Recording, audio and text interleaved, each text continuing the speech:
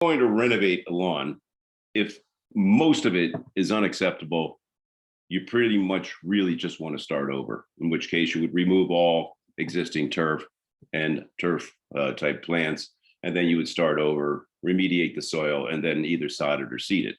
But if you have at least 50% of your lawn is desirable, in other words, you are okay with at least half of that lawn, then we can basically renovate the other 50% without any problem. But once you get past that 50% point, it becomes a little more difficult, and you might want to consider a complete redo. Okay, when do we start? Well, this is actually a 3-season program. It doesn't mean it's a lot of work each season, but you do certain steps throughout each season. And not only that, you want to continue to do a lot of these pieces of what the projects we're going to use on a regular basis, not an annual basis, but a fairly regular basis, okay? So when we want to start early, we want to start in the spring. We're now May 3rd, so we want to get started now, okay? The first thing we want to do is a soil test. If you haven't had a soil test done in the last 3 to 5 years, it is extremely important that you do this. It's going to tell you so many different things that you may not know, but you should know. To do a soil test, it's very simple. First of all, you can actually just Google Rutgers Soil Lab and download the steps, the progressive steps that you use, as well as they'll have a survey they would like you to fill out. And that will ask you questions about what it is you're doing. You put down turf and things along that, what's your sun situation? They just want to get an idea of what you're using this soil for, what it is you're growing, right? To do the soil test, what you want to do is you want to go to 5 or 6 different places throughout your lawn, but your lawn only. We're not going to test the landscaping. We just want to test the turf area. And that could be areas that have grass, areas that do not have grass on them. But 5 or 6 holes we're going to dig throughout our lawn, both front and back, and a total of 5 or 6. You don't have to do 5 in back, 5 in the front. And what you do is if it's an area with turf, you just take a slice of turf out. You scrape around the outside edge of that hole, take about a trowel full, put it in a bucket. You put the turf back in, go to the next spot. And you do this 5 or 6 times, so you accumulate the soil in a bucket. Now, what you do is you then remove stones, remove sticks. We're not testing for the materials other than the organic and the soil material. If it's wet, you probably want to let it dry because you are sending it in the mail. No sense in paying for water. They don't really care about your water. But then you put it in a baggie, about a handful. When you put 2 hands together, that cup that makes, that's about how much soil you want to put in, like a baggie, a plastic baggie, which you then put in perhaps a manila envelope, something that's strong enough to withhold that the mail. And then you put your survey back in there. And on that survey, put your email address. And I highly recommend this for 2 reasons. First of all, you'll get your answer quicker. And second of all, if you do have problems, you don't understand your report, you can call the Master Gardener helpline. And that's, once again, you just Google Master Gardener helpline, and they'll go through that report with you step by step so that you'll understand exactly everything right there on the phone with you. So highly suggest that. All right. So now that we've collected our soil, we've packaged it up, we sent it off to the lab. We now wait for it to return. And then while we're doing that, what we want to do is we want to go out and fill those little depressions that have just bugged us for so many years. If we have a shady area, maybe we can reduce some of that shade by pruning some of the shrub or pruning a little bit of the tree that hangs over. Just try to get as much sun as you possibly can without ruining the landscape. If you have drainage problems, puddling, or if you have runoff or something from a gutter, perhaps you can redirect that water away from the turf. That way you won't have to deal with that on an annual basis. So we just want to try to get the topography set so that we will have an acceptable lawn. And this is what we're doing while we're waiting for our soil test. Next thing we do is we get the soil test back. And what's it going to tell us? It's going to tell us 2 major things. First, it's going to tell us what our pH is, and that's how acidic or basic our soil is. And it'll also tell us our nutrient levels, both the macro and the micronutrient levels. The pH is incredibly important because if it's too basic, it causes certain problems. Certain elements can't react with one another. If it's too basic, too acidic, then you'll have problems with the plant taking up certain types of nutrients. It's an incredible complex system, the soil. And the soil chemistry is just absolutely fascinating and very complexing. So you want to try to get that soil pH somewhere between a 6.2 and a 6.8. And if you are outside that range, your soil test will tell you exactly what you do to remediate the soil. For instance, if you're too acidic, let's say you have a 5.8, a 5.9, something like that, they're going to tell you to add lime.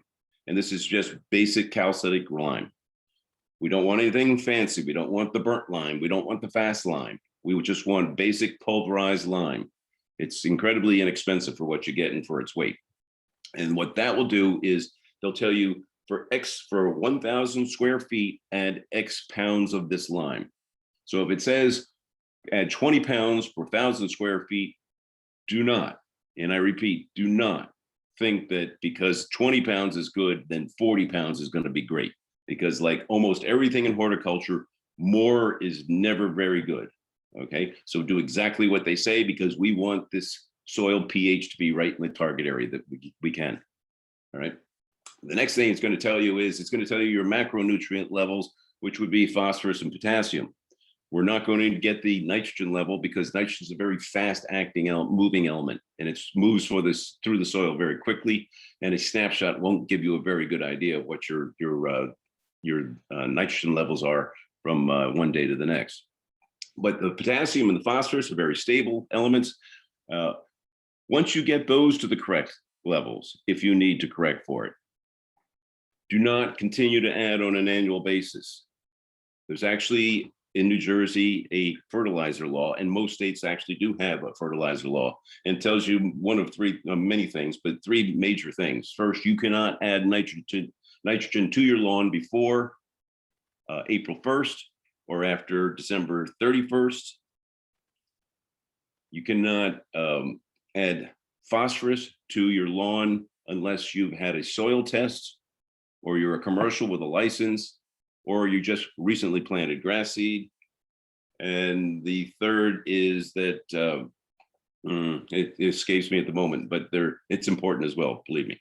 So anyway, you now have the macro nutrient levels corrected as according to the test. We are going to add nitrogen on a regular basis. Turf requires a certain amount of nitrogen for several reasons, not only for structure, for growth, for looks. It also will help combat certain insects. But again, you don't want to add too much. Too much causes very compromised plants. They're very long, they're leggy, they're very juicy, which is great for chewing insects. Also, too much will cause certain types of fungus and bacterium to take over. So you don't want to go too far. But if you have too little, you'll have the same situation, only in the opposite direction. That will then attract certain other maladies, certain fungus, certain bacteria that it can attack your grass. So you want to get into a sweet spot. And generally, for most of our purposes, since we're not this is not a golf course, we're not making our living by growing grass. Basically 2 pounds per 1,000 square feet per year.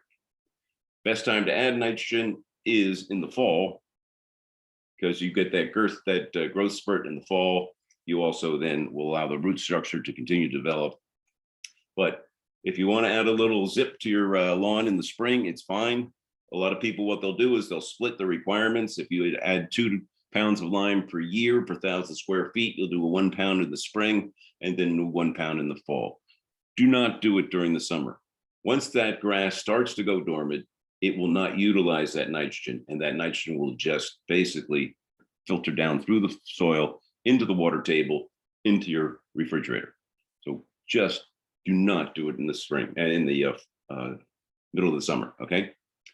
How do you add nitrogen? There's several sources, and the most encouraging thing now is a lot of the major fertilizer companies are now selling organic form fertilizers pelletized. In other words, it looks just like all the other fertilizer. You can buy all the synthetics.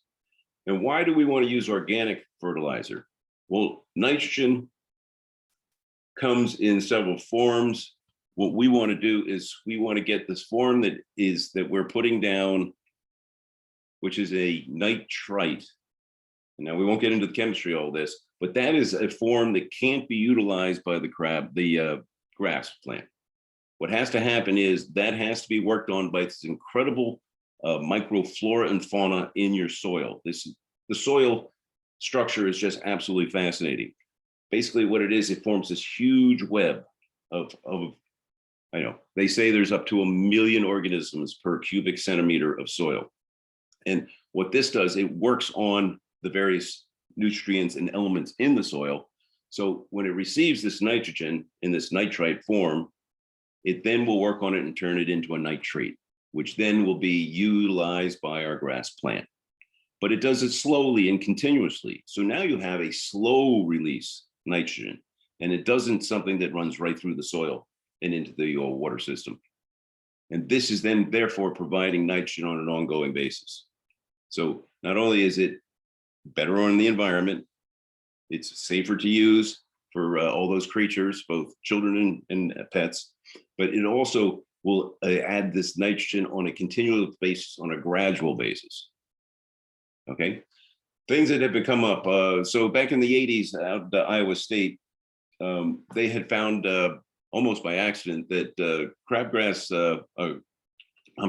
cornmeal gluten will inhibit germination of weed seeds. All right. So this is a huge success, because from an organic standpoint, this then will compete with the synthetics. The problem is, as they found, that first a situation has to occur in which there's enough water to let the seed, the weed seed, absorb water so it can start the germination process. And then what has to happen is, as it sends out the radicle, which is the beginning of the root system, there has to be a dry period, because this cornmeal gluten has peptides in it that will act as almost a desiccator, and that keeps that root system from developing. Therefore, it keeps the seed from actually germinating and causing problems down the road. The odds of that happening aren't great, all right? And they admit this. But what they also found was cornmeal gluten is 10% nitrogen in an organic form. So think of this situation. You now can definitely feed your grass, and you may also be inhibiting germination of weed seeds. So at worst, it's a win. At best, it's a win-win. The only drawback is it's more expensive. So depending on your budget, you can decide one way or the other whether you like to use that or not. But anyway, after we've gotten our soil test back, we've gone through the program, we've corrected the soil, we've corrected the chemistry. So now what we want to do is we don't want to start working on the weeds, okay? We talked about crabgrass. There's not much you can do about crabgrass. This is something that was brought over to this country back in 1851 for foraging. I guess it worked, but it really worked for a lot of the major chemical companies, which now have these synthetic inhibitors, right? But crabgrass you're going to have. A crabgrass plant, a mature crabgrass plant, will on average produce anywhere from 50 to 100,000 seeds on an annual basis. Those seeds will stay viable in the soil for 7 to 10 years. It's going to be there. And especially since in the last 5-6 years, we've had tremendous damage to our canopy, our tree canopy. So we probably have more sunlight in most of our yards, and crabgrass thrives on sun. So you now have created a situation where all those weed seeds can now germinate and take off. So we're going to have to work on that. We also have broadleaf weeds, right? That's just going to happen. We're going to have dandelions. We're going to have plantains. We're going to have creeping Charlie, unfortunately. That's a tough one. But all these broadleaf weeds are going to be there, right? Well, what are we going to do? Well, we're going to use what's called IPM, Integrated Pest Management. And what we're going to do is we're going to use a process by where we give our grass plants the greatest chance to succeed. And by allowing them to succeed, they can then crowd out, shade, and basically make it very difficult for these weeds to survive and thrive. And we're just going to keep doing this, and we're going to keep making cultural changes to our soil so that we can actually have our grass outcompete the weeds. But in the meantime, just getting started, you're going to have to pull them. And that's just a matter of 5-10 minutes, maybe 15 minutes a week, going out there and on a nice evening, just start pulling crabgrass, pull all those broadleaf weeds out. One thing about broadleaf leaf weeds and their flowers, people say, well, I'll just cut them off with my lawnmower, and therefore we don't have to worry about it. There will be no seeds. Well, what you're going to find with a lot of them, especially dandelions, is they'll start to bloom at a lower level. I saw one plant, it's absolutely incredible, where this dandelion the flower was literally blooming, and it was at the soil level. It was touching the soil. That's how short the stem was, right? So that's not always a good idea to just think that you can cut them away. You're going to have to pull them. If you have large areas, there's certain organic herbicides that you can use. You'll be either the citrus oils or horticultural vinegar. The vinegar, though, I have to caution you, is not the vinegar that you use in your kitchen. This vinegar is at a 20% concentration of acetic acid. If it gets in your eyes, if you inhale it, it can cause you medical problems. If you do it on a windy day and it drifts, it basically burns what it comes in contact with, and it is non-selective. It doesn't care. So if you have a windy day or a very warm day where it volatilizes and it drifts, you can start to cause problems to your neighbors, shrubs, lawn, so on and so forth. So be careful, read the directions, take care as to you protect your eyes and your breathing. And not only that, but it may not work the first time and it may not work the second time. Okay. But it's something you want to try. Go ahead and give it a try. Otherwise, just pull everything out. Right. Weeds will also tell us a story about what's going on. So if you look at the picture on the left, this plantain, now that does very well in high pH compacted soil. So that will give you an idea of what's going on there. Certain other things, say if you had mosses, you'd have to assume that your pH is probably off again. And also you probably are not getting enough sun, and the soil is probably compacted, or all those, because moss can grow almost anywhere. There are some people that say, if you have a problem with moss, just let it go. Just section that off and make it a moss garden. Also, if you have dense shade and you just can't grow anything, or you have a situation where you have some of the maples with their incredibly shallow root systems and you can't grow anything, you might as well just say, okay, I can't grow anything there. There's nothing wrong with that. And you can either mulch it or you make it into a shade garden. You plant ferns, or you put in some sort of, nutsage, something like that. Any of these things that will just take it out of the concern of growing grass. So these weeds will also tell you things, but in the end, you're still going to have to pull them out, right? So now we've gone through the summer and we've been merrily pulling, and things are starting to look better. Just because we corrected our chemistry right away, that's going to make a difference. Once that the pH knocks in, and we get that to that correct range, all of a sudden, all these other things that hadn't been happening start to take effect. We're absorbing those minerals, we're absorbing those nutrients, and our grass is actually starting to look better, and we haven't even done anything yet, basically. So now we're going to start to do things. Mid-August, what we have to do is we have to check our thatch levels. And thatch is not grass clippings. It's not what you cut off the grass and leave to further fertilize your lawn.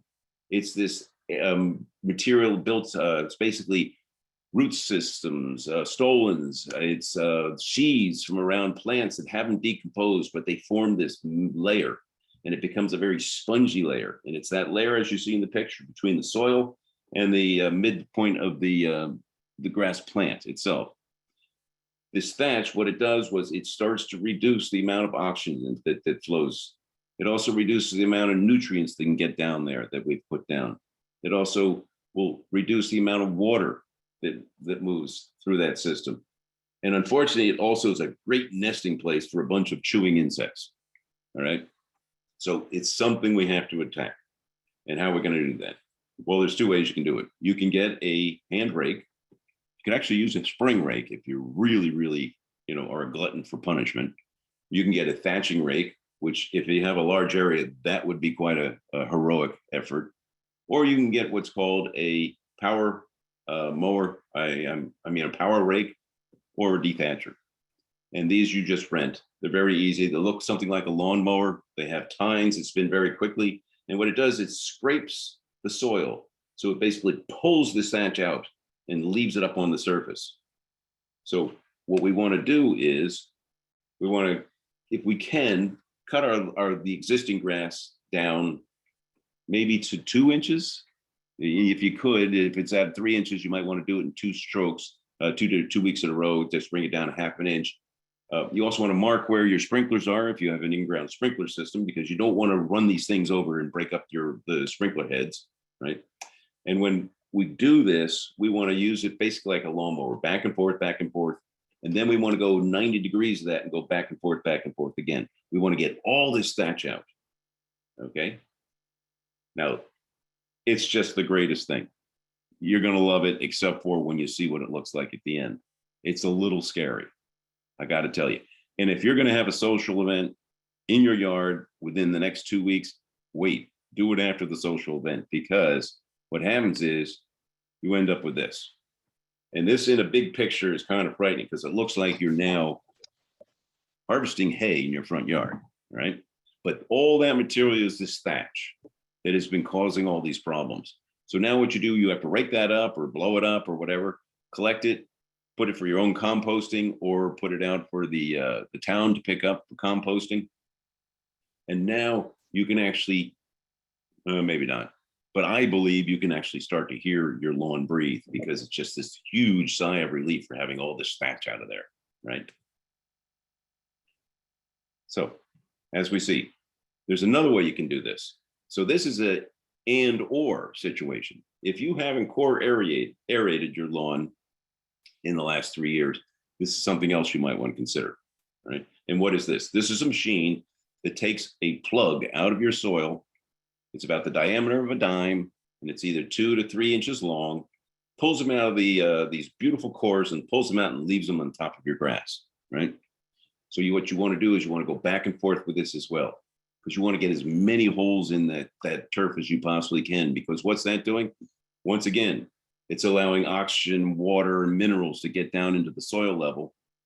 It also, if you have compacted soil, it's now going to let that soil break up. It's going to let it breathe, right? It also is a great time to put compost down. And compost is organic black gold. As they say in organic gardening, basically you feed the soil, you don't feed the plants. And compost is this material that has gone through a process whereby it now will provide all this carbon for that incredible web in your soil that's going to do so many great things for our plants, help feed the plants, help water the plants. It also, this web just creates these fantastic carpal tunnels throughout the soil that allows things to move throughout. So we want to keep feeding that soil. And one of the best ways to do that is with compost. And now I'm not talking about a lot of compost. I'm talking about maybe a half an inch spread across the top layer of your lawn. And that will work its way in, especially if you've core aerated it and allowed it to go through into these holes. Also, these holes are a great place to put grass seed when you sow grass seed, because it makes for very good soil contact, and they'll grow up right through the holes. You can leave the cores on there because they will disintegrate over time with water if it ever rains. You know, hello. So this is something else you want to do. Now, golf courses who make a living out of growing grass, what they do is they'll core aerate 2 or 3 times a year. Then they'll do smaller holes many times, and then they'll either do verticutting or tining almost every week. So this is something they feel is incredibly important to keep the turf at the best condition possible. So it's something we should do. I do it every year. And basically what I do is it doesn't take long. So I go in with a neighbor and we rent a machine. But I have to caution you, these are beasts. These machines, it takes 2 people to get it in and out of a SUV or a truck, not a sedan's trunk. They will not fit. They're very, very heavy. And when you're running them, they kind of have a mind of their own. They're going to actually run you not it. So be in very good condition. It's not for those that are the weak of heart. If you can't do that, then most landscaping groups will come and they'll core your lawn. It's very simple for them. It's very easy for them. You know, you should do it maybe once a year, if not every other year. As far as dethatching, that's once every 3 to 5 years, depending what kind of grass you have, what your cultural practices are. But these are things you want to alternate, and it does make a huge difference. Once again, this doesn't look great for the next couple of weeks, but you know, you can get over it. All right. This is how we do the aeration, you know, the core aeration, same idea. We bring it down, we mark out our sprinkler heads, we get the machine, or we have somebody else do it, and make 2 passes once again, up and back, and then 90 degrees back and forth, back and forth. And as I said, it's a great time to add compost. If you want to know how much compost you need, rule of thumb is you take the square feet that you want to cover by the amount that you want to cover, and then multiply that times 0.0031, and that'll tell you how many cubic yards you need. So for 5,000 cubic yards, it's something in the neighborhood of about 5,000 square feet. It's in the neighborhood of about 5 or 6 cubic yards. Right? Okay, so we've done that. We've corrected our soil. We've pulled out our weeds. We've aerated, or we've dethatched. Now it's time to finally throw some grass seed. Now, if you have big open areas in the spring that have no grass, you can plant those in the spring. There's 2 good times to plant grass seed. In the fall is the best, and in the spring. Don't do it during the heat of the winter. You know, it's just not worth it. But the best time to seed your grass is in the fall. And the fall is anywhere from the mid to end of September. August into September. And what are we going to do? Well, we're going to pick certain types of grass seed. There's warm weather and cool weather grasses, right? We're going to choose only cool weather grasses, except for one exception. And of those, there's about 6 major types. Now, there are various genus and a bunch of different species and hundreds of varieties of different types of grass. But we're not really going to get that specific because we're generalists, but we want to take a look at our condition. You have to note what is sun and what is shade. Shade is not an area sunny areas is not an area that gets maybe 1 or 2 hours of sun a day. A sunny area gets at least 6 to 8 hours of direct sun. A shady area is an area that gets some sun. Dense shade that's the area that's very difficult and that gets very little sun, okay? Traffic. If you have a heavily trafficked area, then you definitely want to core aerate because now you'll break that soil up without ruining the structure of the soil, right? And you'll also want to plant certain types of grass for that. They're very quick to germinate and they can withstand a lot more traffic. You want to get grass with resistance. So you want resistance to certain things, certain diseases. And this is what they concentrate on now. There's 3 major groups. Let me digress for a real quick second. The land-grant universities that are involved in the development of types of grass, of varieties of grass, have this program called NTEP, National Turf Evaluation Program. And they have 12 stations throughout the northern United States, because this is cool weather grass we're talking. They have the same for warm weather, but that's down south, right? And what they do is they'll get all the different types of new varieties that have been bred from the seed producers as well as from the universities. And they'll put them in plots side by side, and they'll watch them for 2 years. They'll treat them all the exact same way, and they'll watch them to see how they look and how they react to water stress, to various diseases, and to various types of culture, you know, how high they're cut, how low they're cut, whether in sunny or shady areas, right? So we're incredibly lucky in New Jersey because of those 12 stations, Rutgers has 3 of them. Now, Rutgers is perhaps a little biased, but they are perhaps one of the greatest forces in the development of varieties of grass in the world, not just in the United States. Now, if you're from Penn State or Ohio State, you might say something different, but Rutgers is well known throughout the world for the work they do. And I've been there, I've seen it, it's absolutely fascinating. But so they are the ones that are on the forefront. When we go to get our seed, we're not getting those. We're getting the things they developed 10, 15 years ago. But that's a step up than what it was 50 years ago. It's kind of interesting, real quick. Back in the 50s, 1950s, when you looked at someone's lawn, you remarked on how much or how little clover they had in their lawn. It was good to have clover in your lawn. That seems to be the opposite now. And yet clover it doesn't go brown unless it's a severe drought. It's a perennial. It flowers for pollinators, and it also fixes nitrogen. But apparently we don't want it any longer, though there is a movement to start to put clover seed in amongst these seed mixtures. But anyway, so we're now looking at our lawn. We've decided what kind of problems we have in our lawn. So we're going to go and we're going to get mixes. We can get the individuals, but that's more difficult. But we can get mixes. And you'll have sun, shade, sun, just shade, just dense shade. You'll have fine fescues. You'll have tall fescues. You'll have perennial ryegrasses. These are all mixes. And they'll either be mixes of different types of grass or mixes of different species or variety of the same genus of grass, right? But that's okay. We just have to read the box and look to make sure it has what will fulfill our requirements. So if you have that sun shade mix and you throw it on your entire yard, the shady areas, the grasses that are like the fine fescues, which do better in the shady area, they'll thrive.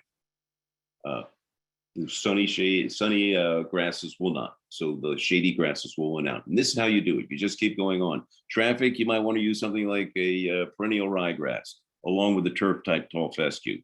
And then they'll throw in a little bit of bluegrass just because it has the runners. The others are bunch type grasses. For resistance, turf type tall fescue not only has developed resistance, it's actually now the #1 cool weather grass for lawns. It just surpassed Kentucky bluegrass, right? And a lot of it has what's called endophytes, which are fungal material that grows in between the cells of the plant in the plant itself, which that's helpful for various types of insects and whatnot. They don't like that. So these are things you're going to look for, and they're going to be mixes. But with grass seed, you want to pay up. You want to get the better grass seed because they'll have the newer varieties. They have a reputation. They'll be pure. It's just worth it. We're not planting grass all that often, so we want to pay up for it. It's definitely worth the dollar. Okay. These are some of the grasses we can find. These will be part of the mixes, and you'll see each one has various characteristics, and they're better at certain things and not as good at other things. My favorite, turf type tall fescue, because it's very good drought tolerant. It greens up earlier in the spring. It greens up better after drought. It tolerates drought better. It has a very deep root system, and it does have the endophytes for resistance.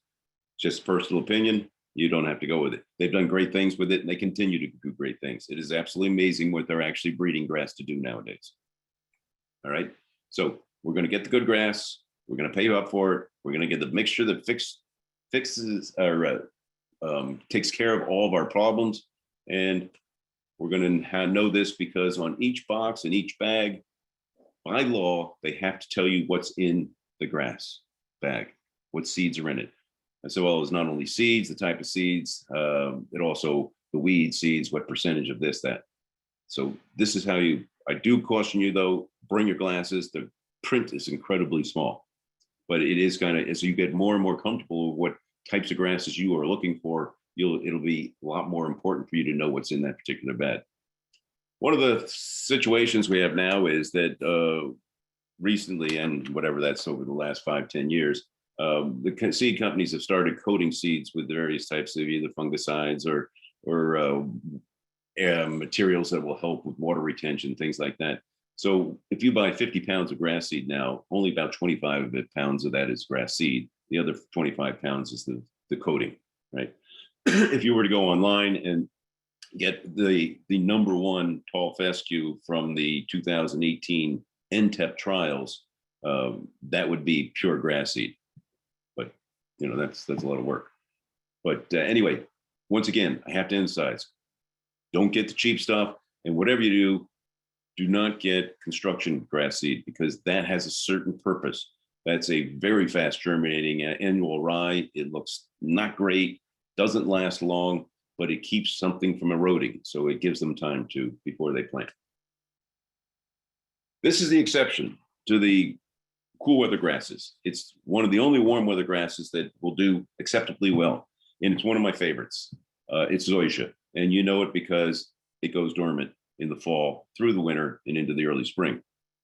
However, it has some great attributes. Not only does it form a very thick turf, which is just wonderful to walk on in your bare feet, it's heat tolerant, it is drought resistant, it has the ability to be cut very short if you want,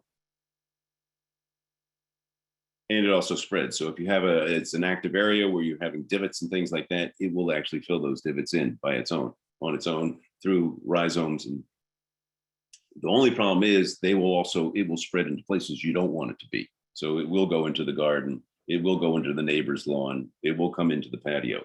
But if you can tolerate that, I think it's wonderful. And the fact that it goes dormant, oh well, it's green in summer when everybody else isn't. So, one of the two. Bermuda, you don't want to do, you were way too far north. All right. Once we have the grass seed in hand, we now have to put it down. Follow the directions. It'll tell you how many pounds of grass seed per 1,000 square feet or 100 square feet. And this is important because different types of grass have different size grass seed. For instance, if you look at something like a tall fescue, basically 1 pound of seed may have 10 to 30,000 seeds in it. If you take something like some of the bent grasses they use for greens on golf courses, there can be 3 to 5 million seeds in a pound. So a huge difference. If you were put a pound of seed on 10 square feet using both, you'd have way too much seed there for the bent grass, and it would cost you a fortune, right? So follow the directions. If it says 5 pounds per 1,000 square feet or whatever, try to put that down. Use your common sense. You don't want to throw too little down, but you do want to have some space in there so that you don't end up with compromised plants from too much competition. Okay. Once you throw it down, if you throw it in areas that have existing turf, that seed will actually stick to the leaves of the existing plants. You have to have good contact. 2 things to get a seed to germinate. The grass seed, you have to have good contact, and it has to have water and also some light. So you want to make sure you shake those seeds off those plants and make them get down into the soil. And you can do that by dragging a large mat or a chain link fence, or using the back of a rake. In other words, the tines up, so there's no resistance, and that'll shake the seeds off the leaves and onto the soil itself. You need good contact, right? If you're doing large areas, you may want to do use some sort of cover. That can either be topsoil or compost, but you're just going to lightly cover it.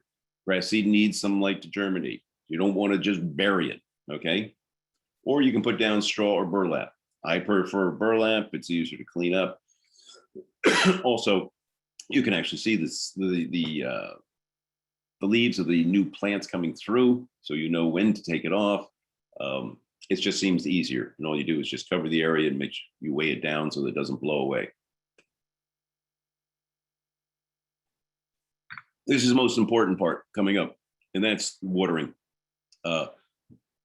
When a seed starts, the first function of a seed is 90% of the activity is to absorb water to get the germination process going, right? So once that happens, it needs the water.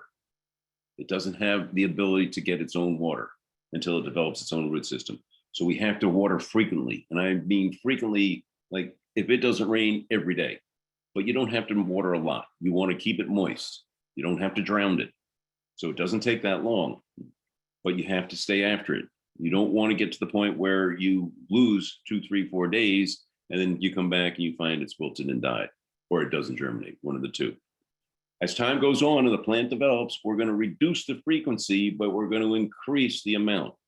So what we want to do is to keep a lawn in good growing condition, it needs about 1 inch of water a week.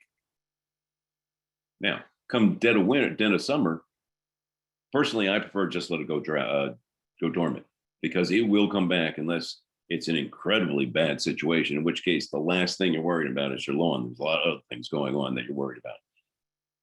So what we want to do is we can water less frequently, but for longer. And you can do this by setting your sprinkler or something, putting out a container to collect to see how much an inch is, how long it took to fill that up, and then you'll know how much you have to do per week. Obviously, if it rains, you get to reduce that. Right? Once our grass gets to be 2 to 3 inches, then it's time to cut it. We want to cut it with a very sharp blade. We don't want to rip the grass. We want to cut the grass. Okay. And we want to try to keep the grass at least 2.5 to 3 inches in height. The longer that leaf is, the more the plant has the ability to develop a bigger and deeper root system. And that's what we're looking for. Okay. Also, at 2.5 to 3 inches, we're now starting to develop a shady situation, which will reduce the number of weed seeds that can germinate. All right. So at least leave it at 2.5. In 3 inches is better. 3.5 would be great, but I got to tell you, above 3 inches, very quickly, it doesn't look like you cut your lawn any longer, right? Like within days. So it's a situation, if you can tolerate it, it's great. Okay. Also, definitely leave the grass clippings on the grass, because that can account for almost 1/3 of your nitrogen requirements throughout the course of the season. And once again, it does not form the thatch. It's basically disintegrates or decomposes within 7 to 10 days, right? Now, if you haven't cut your grass, it's early spring and it's now 10 inches high, and you're trying to get it down to 3 inches, you're going to have this mat of grass. You should probably collect that, and you really shouldn't cut the grass, take off more than 1/3 of the length of the blade anyway at any given time. And that's pretty much how it goes in most of horticulture, right? So if it's going to be a massy mat of grass, then you probably want to pick that up, because you don't want to develop the fungus. But normally, if you keep up with it, just leave the clippings right there. It's great. You don't have to pick them up. You don't have to do anything with them. It's just done for you. Right? One of the things I have to mention, though, and this comes up from time to time, is what about leaves? How about leaves on my lawn? Can I cut those? It was interesting because Purdue did a study, and what they did was for 5 consecutive years, they put down 2 tons of mulched leaves on 1 acre of grass. And at the end of those 5 years, they then did an assay of what happened. There was no increase in disease, no change in pH, no discernible difference in the look of the grass, but they found the soil structure had improved immensely. So rather than pick up all those leaves on a regular basis, weekly basis, just cut them up. If it gets to being too much, then you probably have to blow them away. But if you can, in the beginning, first 4 or 5 weeks of fall, if you stay with it, you can continue to mulch those. And if you can get everybody in the neighborhood to do it, you're all going to look the same, and you're going to add all this great organic material, all that carbon to the soil for that function soil web. So what I'd like you to do is, if you take any of this, fantastic. If you take all of it, that's even better. If you're confused at this point, just go to Rutgers fact sheets, right?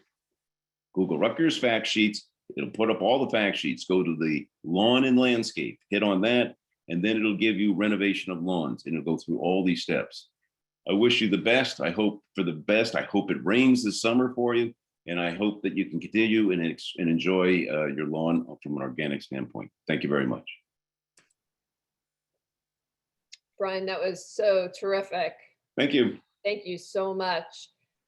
So I think we have time for some time for questions.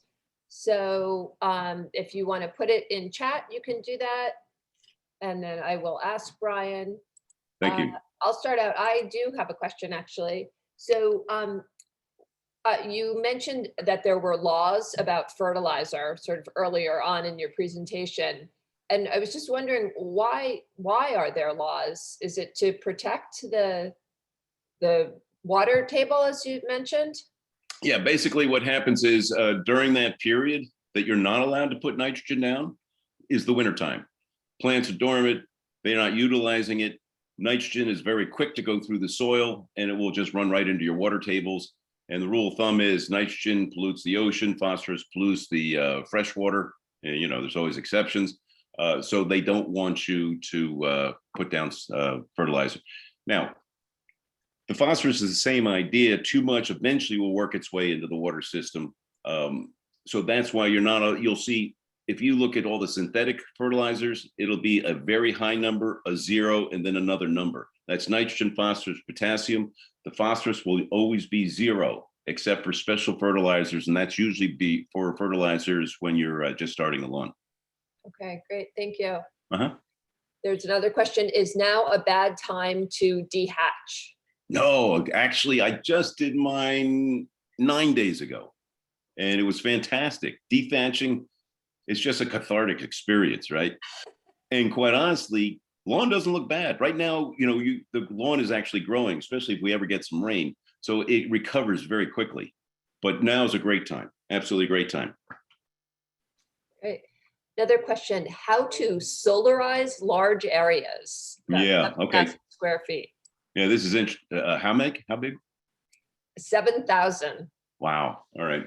So solarization is basically a process whereby you you wet an area for 3 days. You then put down a thin, transparent, or should you say translucent plastic material. And this is done during the heat of the summer. And what happens is the sun will basically bake the soil, and it gets up to about 130 degrees down 7 or 8 inches, and it will destroy or basically kill all organic material. It also does a number on your microflora and fauna in the soil. And you do that for about 2 months, July and August. I actually saw this done over at the community garden, and it works. The problem is it doesn't look great. You're spending your entire summer looking at a lot of plastic, and you are basically starting over. But it can happen. That would be a big undertaking, 7,000 square feet, huh? All right, interesting. Actually, that'd be interesting to talk about. But Okay, that's solarization. do grass seeds expire? Yeah. So what happens is over time, if you have a pound of seed, you start to get less and less of it to germinate. There'll be some, but you're kind of counting on a germination of at least 90%. So over the next grass rule of thumb, if you keep it in a cool, dry place, is good for a couple of years. I wouldn't, for the amount that it costs, I would go and get new, unless you have a huge, huge load of it, because you are kind of counting on this happening, and you know, you don't want to get in a situation where you're not sure if it's going to germinate because it hasn't germinated yet. Okay, great, thank you. Here's a question I'm not sure you'll be able to answer. Can you recommend any companies to aerate and dehatch? Well, actually, so a lot of this happens in the fall. A lot of the, you don't see much dethatching, but all the aeration, the good guys will do it in the spring and the fall, but a lot of them will do it in the fall. So if you're walking by and you see somebody, you'll know that they're core aerating, because they'll see all these plugs everywhere.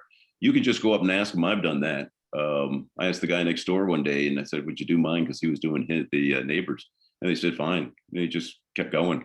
Or you could just call. Rutgers really doesn't want us naming names as far as companies and products or companies that do contracting. So I really can't, but almost all of them will listen to you at least, and most of them will do something. Right. Another question, what is the best way to grow grass that now in small spots in the yard? You have sort of these bald patches. Yeah. Basically what just get something to rough up the soil. First take out any of the weeds or whatever, rough it up a little bit. And I'm not talking about digging it up, I'm just roughing it up. Spread your seed down, tamp it down. That's that good soil contact, or you can step on it, water it, and then continue to water it. So grass seed, most varieties, it's 7 to 10 days. Some, like Kentucky bluegrass, can be 3 weeks before it germinates, but you'll usually get something after a week and a half. And that's when you want to start watching it. And you want to make sure that you keep the frequency of watering up. And other than that, it's really just that simple. We have a inventive gardener on who has been testing a homemade fertilizer and has shared the recipe and would like your thoughts. A bottle of beer, Yeah. a cup of mild baby soap, a cup of club soda, half a cup of Epsom salt, 1 cup ammonia in a hose spray. So I can see the ammonia for the nitrogen. I can see the Epsom salt for the, which one of the, is it magnesium, I think, from Epsom salt? The soap, I don't know what the soap would add. That's, that's usually, they call it a surfactant. And that's a chemical like in soap, like shampoo, that allows materials to cling to atomic structures that don't want it to cling to it. So maybe that's what the soap's for there, to get it to go through the soil. What was the other one? Club soda? What's it called? Sodium, I guess, maybe. Club soda and beer. I'd like you to address the beer specifically. I think the beer's for after he's done working, on that hot day. I don't think that actually goes into the soil. I could be wrong. I'm not positive, to be quite honest with you. It's been a long time since I worked with in chemistry, but I'm sure it's kind of neat. I mean, what the heck? Give it a shot. I would try it on small areas first, though, just in case, We have someone who has a ton of creeping Charlie and dandelion, but doesn't want to rip up the entire grass. A lawn care company recommended applying some type of iron-based herbicide. What do you think of that? Yeah, I know. I creeping Charlie is a really tough one, because it's, as it says, it creeps. It breaks as soon as you go to pull it out, and it grows in the grass. It almost interweaves in the grass itself. So it's very difficult to get out. It's a very difficult one.